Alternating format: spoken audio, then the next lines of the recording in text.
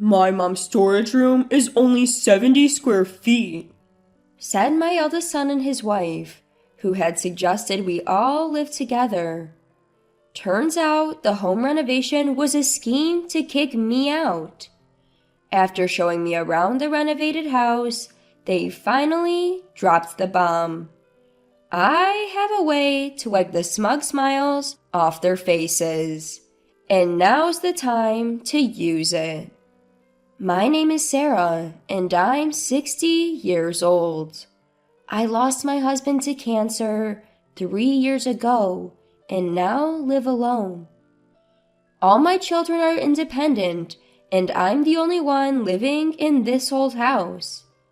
My eldest son and his wife have been suggesting a renovation, but I've been hesitant because of the memories attached to this home. All my children have their own families and live nearby. In the end, none of them left our hometown. I'm blessed with grandchildren and feel proud of my life. The only concern I have is my eldest son's wife, Jessica. I found her difficult to deal with ever since my son John introduced her as his fiancée. She's outspoken, which sounds good, but she often puts herself first, making me wonder why John chose her. John used to be a quiet guy, but he's changed since he started dating Jessica. Their wedding was all about fulfilling Jessica's wishes. I had advised them to balance their seating arrangements, but it was all about Jessica's friends, which was unsettling. On the day, Jessica's parents intervened, but if they hadn't, John would have been sidelined. When I asked John about it, he said, "I left the seating to Jessica." "You can't leave everything to others," I advised, especially since they were about to become a married couple. I did give advice, but I felt it was only a matter of time before Jessica took control. Initially, John had offered to live with us, concerned about our aging. We were thrilled, but Jessica opposed it, saying, "I absolutely don't want to live together as newlyweds." Apparently, they had discussed it before getting married, but Jessica changed her mind at the last minute. Forcing a living situation with a reluctant bride could lead to mother-in-law and daughter-in-law issues, and we decided to give up on living together for now. My daughter Emily is also very wary of Jessica. Emily told me she had heard rumors about Jessica's flashy lifestyle during their student days. Jessica is indeed a striking beauty who lights up any room. I laughed off Emily's concerns, thinking they were just rumors born out of jealousy. Emily said, "Just consult me if anything happens." I'm grateful she's always looking out for me. 2 years after my husband passed away, John and his wife made a proposal to me. The time had come to consider living together. The apartment where John and his wife were living was becoming cramped with the arrival of their child. I was happy at the thought of them moving into my spacious but empty house, especially since my husband had passed away. Having my grandchild around would surely liven up my quiet days. I had no reason to oppose my eldest son and his wife's proposal. However, they wanted to renovate the old house before moving in. The plumbing was outdated, and the flooring could use an upgrade for the grandkids. Separate rooms for each child would also become necessary. As I age, I had been thinking about making the house more accessible, so renovating now made sense. "Sure, go ahead and make the place more livable," I agreed. And so my cherished home was set for a makeover. From now on, my eldest son and his wife would be the primary residents. As long as they secured a space for my altar and my room, I was fine with leaving the rest to them. I should have discussed things more at that time, but I thought it was better to let them handle it. During the renovation, I assumed John and his wife would take care of me, but that wasn't the case. Jessica informed me there was no space for me to live comfortably, so I turned to Emily for advice. Emily and her husband warmly welcomed me into their home. Their kindness was a joy, and living with them was delightful. Emily's husband had lost his parents, and he treated me as if I were his own mother. While the renovation was underway, they even took me on trips. They also contributed financially to the renovation, even though they wouldn't be living there. I told my eldest son to thank them, but there was no sign of gratitude. And they wouldn't let me see the renovation progress, saying it was still dangerous. I was getting a bit anxious. One day, I decided to secretly check on my house with Emily and her husband. Something felt off. The interior looked great, and the construction seemed to be going well. I brushed off my uneasy feeling at that moment. "Where will the altar go?" Emily casually mentioned as we were leaving. That's when I realized I hadn't seen a spot for it.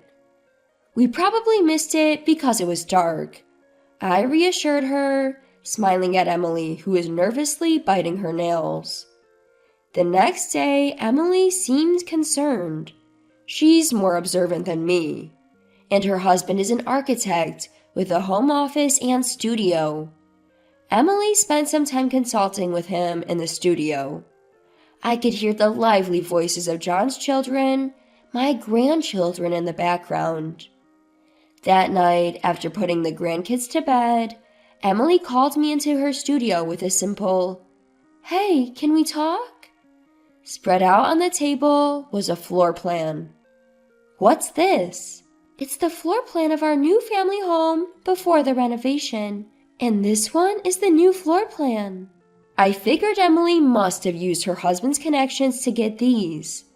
Blueprints, renovation plans, and floor plans were all in Emily's possession. Laying the two side by side, it was clear the house had undergone a complete transformation. It hardly resembled the original layout. "Don't you find it odd? I thought something was off when we visited yesterday." Emily pointed to the new floor plan as she explained. "There's no space for Mom's altar, or even a room that resembles mine." Upon closer inspection, she was right. The place to put the altar and anything that looks like my room are gone.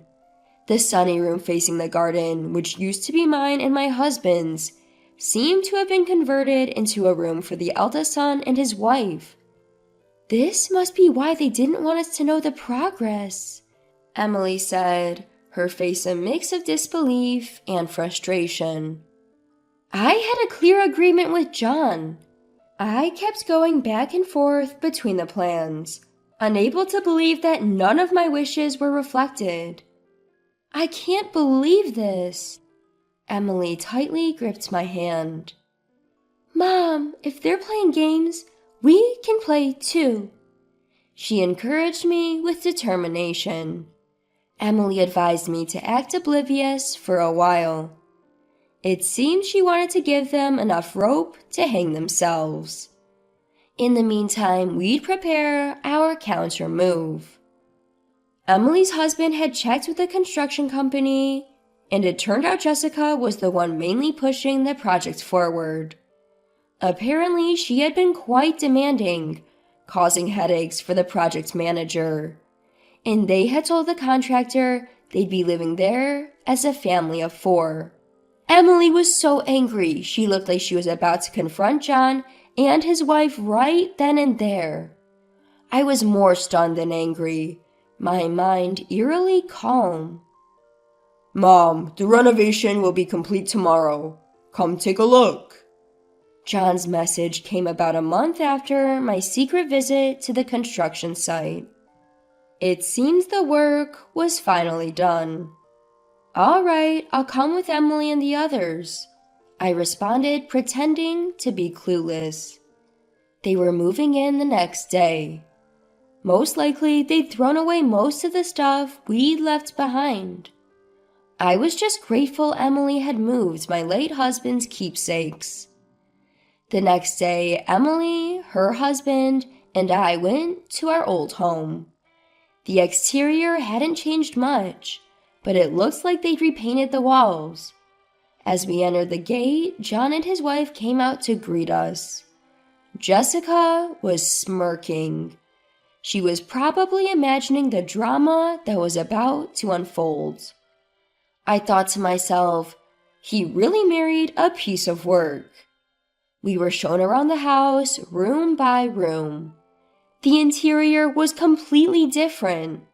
Some of the original structures remained, but it felt like a brand new house. We were led into the living room. It's beautiful. It's like a brand new house. Smiling at Jessica, I said, it's really transformed into something beautiful.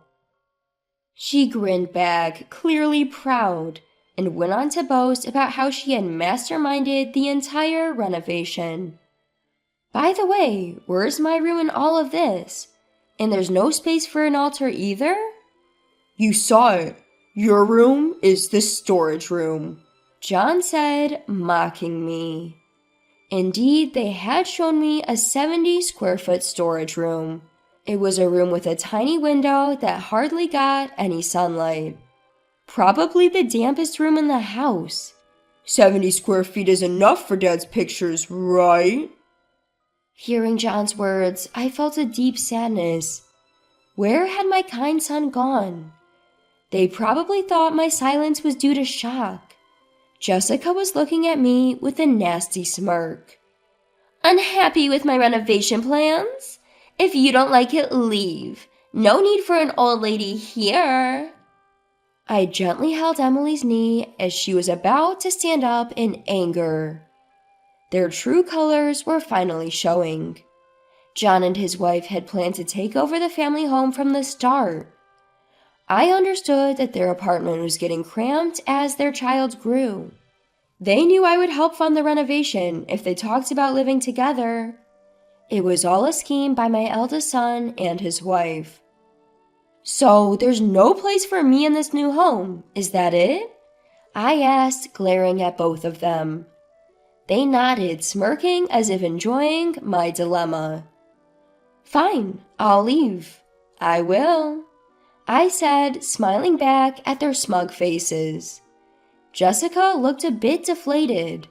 She probably thought I'd put up more of a fight. I think he probably wanted to tease me more. Emily called in someone who had been waiting at a nearby cafe. A man in a well-tailored suit appeared. He shook hands with John and his wife and handed them his business card. It was from a law firm, and they seemed confused. Another man arrived. With everyone present, I spoke again. I'm leaving, so I'm selling this house, I declared, looking straight at John and his wife. They were both stunned. We had anticipated this and had prepared our countermove long ago. What are you talking about? You're the one leaving. We renovated this place. Jessica started yelling, her face turning red. Ignoring her, I signed the final sale contract. This finalized the sale. Jessica's face changed when she noticed. Wait, are you even capable of making sound decisions? Your signature has no... She stopped yelling midway. Suddenly, the color drained from John and his wife's faces. They seemed to have realized a significant oversight. Mom, are you serious? John looked at me with questioning eyes. I nodded firmly. They were the ones who had started this fight. They had planned to kick me out and dump the house on Emily and her husband. I had always dreamed of living under the same roof with my grandchildren, filling the house with laughter and love. But John and Jessica shattered that dream, and I couldn't forgive them for it. I own this house. Since it seems I can't live here, I've decided to sell it. I've already spoken to a real estate agent about handling the details. Waiting at the coffee shop were a lawyer and a real estate agent. I had them on standby so we could finalize the sale immediately. John looked stunned as he read the sales contract. Jessica's face turned ghostly white. Apparently, the lease on the apartment where John and his family currently live is ending this month. They were now in a bind, needing to find a new place to live as soon as possible. Hold on, where are we supposed to live now? John called out to me as I was about to leave. His voice dripped with a manipulative sweetness, and I was sick of it. Jessica seemed to be pinning her hopes on John's plea. They must think I have a soft spot for my eldest son. Why don't you talk to the real estate agent about that? At my words, John's shoulders slumped in defeat. Jessica let out a scream-like sound, calling me a monster. John and Jessica tried to apologize multiple times afterward, but Emily never let them see me. The newly renovated house quickly found a buyer, and another family has already started their new life there. John and Jessica, it seems, had drained their savings on the renovation and were now financially strapped. They ended up moving to an even smaller apartment than before. Their children, my grandchildren, didn't like the cramped space and left. Now, John's kids are living in my new home.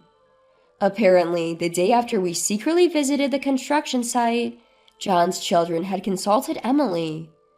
They were concerned about the absence of a room for Grandma in the new house. My grandchildren are innocent in all this. Jessica has even lost the affection of her own children. John, now reprimanded by his kids and regretful for forcing them into a smaller home, knows they're staying with me. These days, it seems fights between John and Jessica are constant. I'm living comfortably in the new house that Emily's husband designed for me. I didn't want to make my grandchildren uncomfortable, so I had rooms made for them too.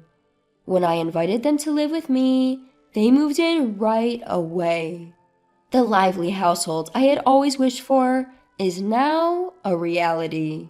Making lunch for my grandchildren has become my new joy in life.